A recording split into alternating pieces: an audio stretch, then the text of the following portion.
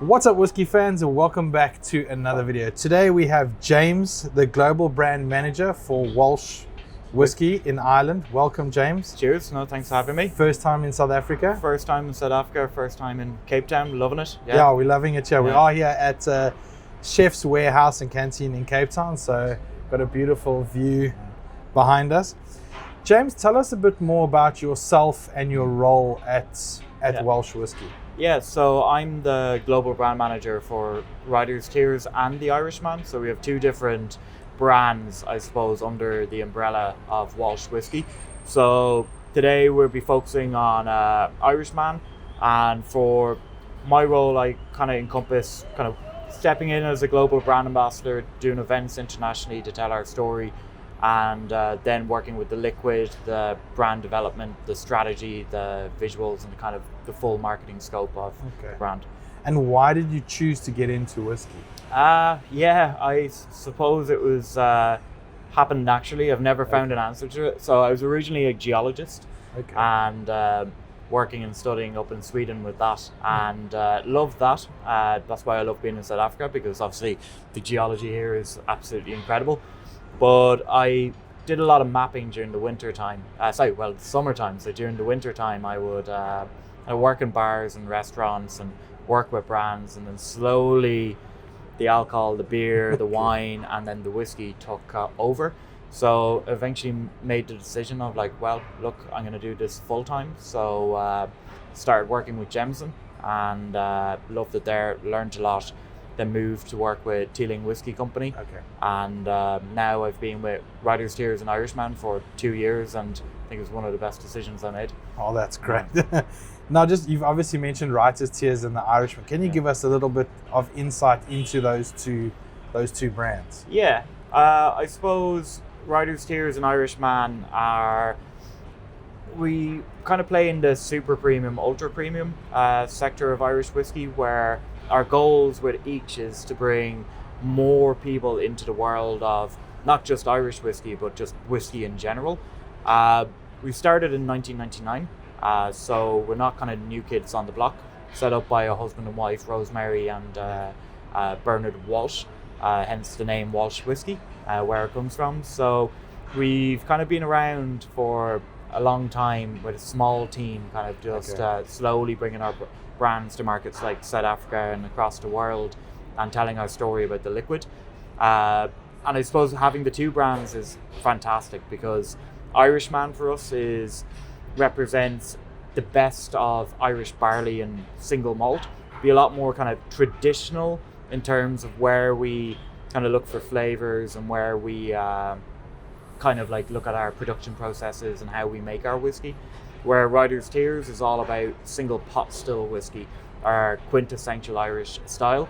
But because it's linked to kind of Ireland's rich creative and literature heritage that we have, there's a lot more kind of creativity, experimentation, and innovation with that brand. So I suppose it's nice that we have both a single malt brand and a single pot still brand to be in different places and get more people drinking the product. Oh, that's fantastic. Yeah. Now, I read that Walsh Whiskey has the biggest manually operated distillery, or had, in Ireland. No.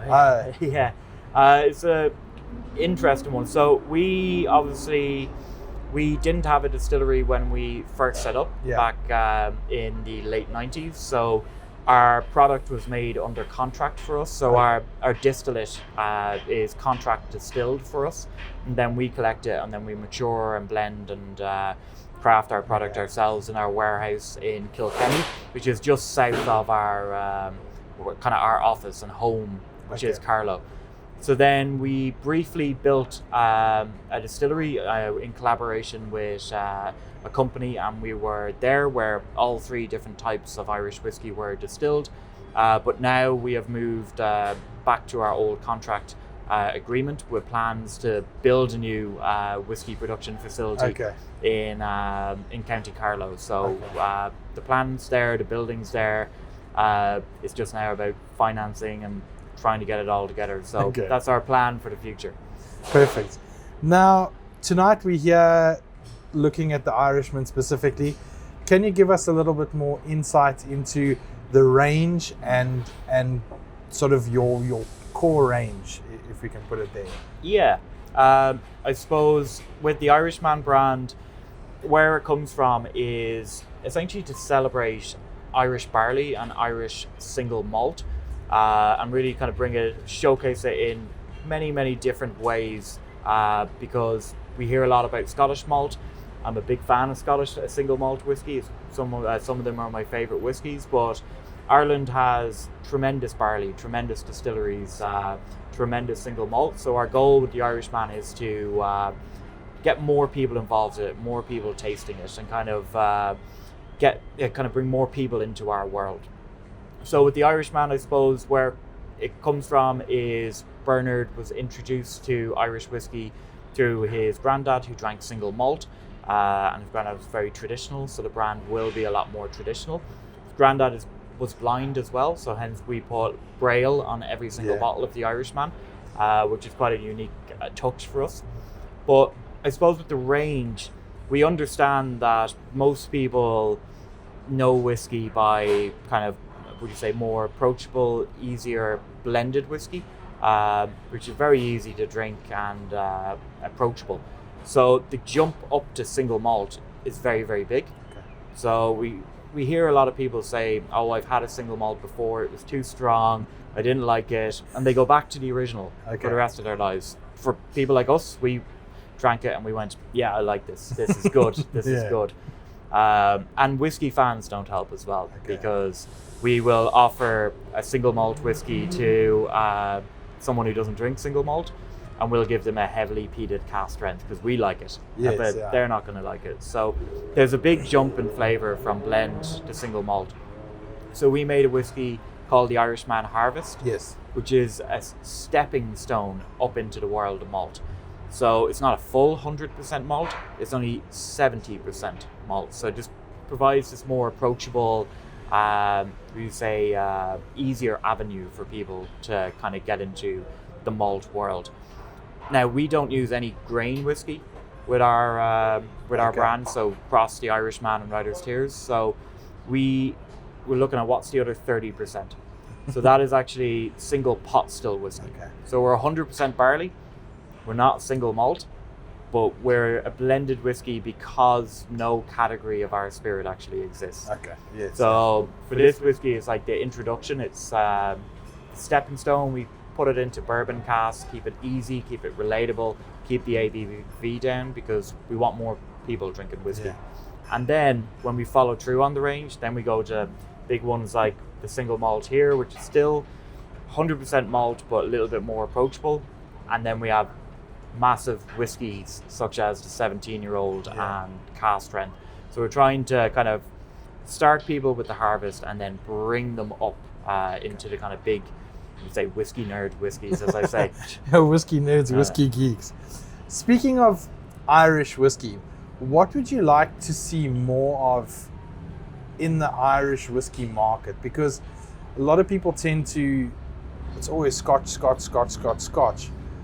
What would you personally would like to see more of in the Irish whiskey market?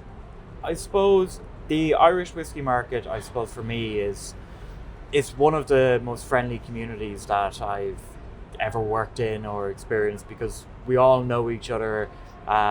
We all kind of want to sell more of our product, but we also want the category to do well. So for us, if there's more people drinking any of the other Irish whiskey brands, I'm happy, because it means more people are drinking Irish.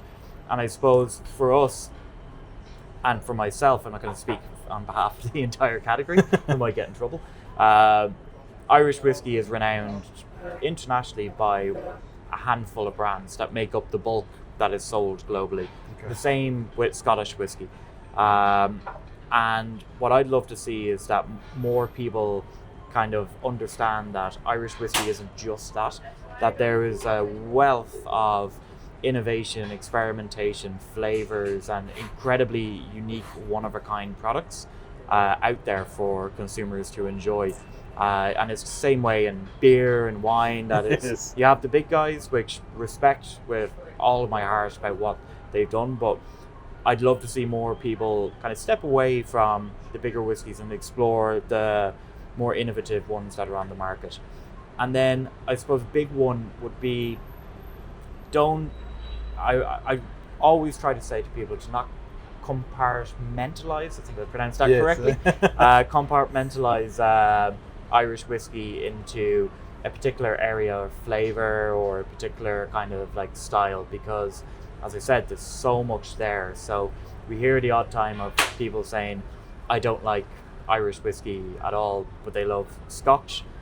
There's some Scotch whiskies that are more Irish than Irish whiskies, and there's some Irish whiskies that are more Scottish than some other Scottish whiskies. So I'd love to see the kind of the geography breakdown and people just enjoy whiskey for what it is, not from its geography, but more from what's its flavor, what's its craft, who are the people.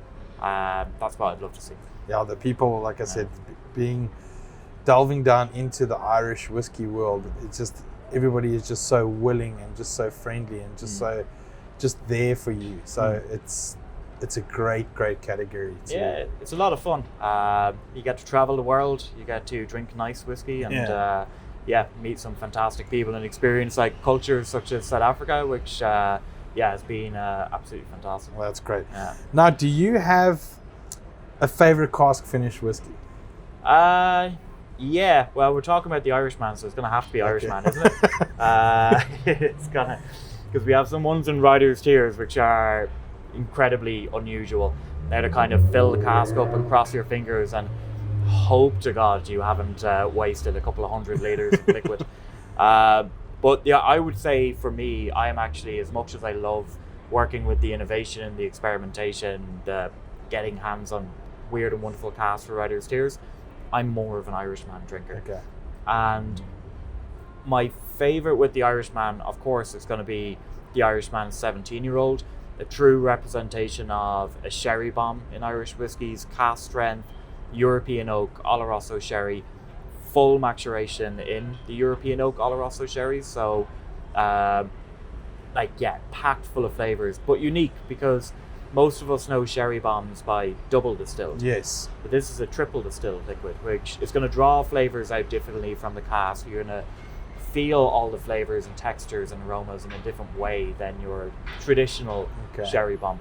But I'm going to have to be honest and say, like, the Irishman Harvest for me, just in bourbon cask, is the perfect one for me, and it's simply because the cask can bring so much, but sometimes they can hide the barley, and we put so much effort into growing the barley, malting it, we ferment it, we triple distill it, and there's a lot of work, a lot of money, and a lot of time that goes into it. And I think the Harvest showcases the best that Ireland has in terms of single malt and single pot still, with just a bourbon cask just rounding the edges, making it approachable, easy, and relatable. So for me, much as I want to say the European oak sherry cask, I'm gonna be boring and say bourbon.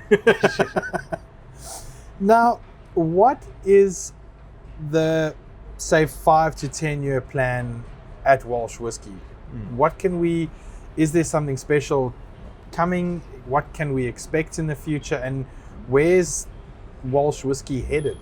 Yeah, I suppose since we've joined with Amber Beverage Group, we've kind of really tapped in and just kind of gotten our product out in market, onto shelves, in bars, and trying our hardest to get people to drink the bloody thing. So we're getting it out there, and I suppose we have two fantastic brands, Riders Tears and the Irishman, where Irishman will do a hell of a lot better in like South Africa or in certain markets. They're Irishman markets where Riders Tears is available. This just, whatever it is, it clicks. In other markets, it's more of a Riders Tears market, and in some, it's both. So our thing mainly was, we've gotten it out there. Now what we have to do is kind of tidy up it a little bit, where there's a little bit of overlap with Riders Tears and Irishman. So we've been doing a full repositioning, new strategy for both of the brands, where Riders Tears will reposition it to be almost entirely single pot still focused, really go heavy on the innovation, the collaboration, the artistic expression, moving away from, say, fine art to more about the creation of kind of art, the process. So we'll be looking at kind of, we'd say, modernizing that, and really looking at going deep into the new flavors, such as we have the Añejo tequila cask, and trying to convince our Mexican side of the business to put the smoked pineapple reposado tequila we have into Irish whiskey casks for the sole purpose that we can get smoked pineapple reposado casks. But what I think is a good idea and what Mexico think is a good idea, two completely different things. And then for Irishman, I suppose we modernize it, kind of freshen it up in the way of showcasing what Ireland is. So we hear all about Ireland, fighting Irish, the drinking, the fighting, the cursing, the dancing, the leprechauns and the Kelly Green and all that, which we love. And you've been to Ireland, you've seen it, but the rolling hills, and beautiful country. But we're also a very modern country. Great tech scene, really great art scene as well. Very modern country. So we want to kind of bring Irishman into that modern personality and really refine it.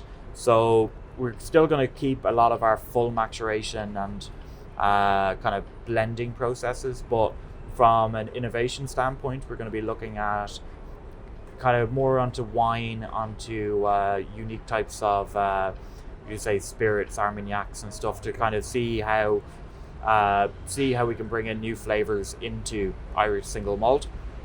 But our focus with the Irishman will be to really celebrate the barley in a more efficient way and kind of showcase that in as efficient way as possible, and then hopefully build a distillery.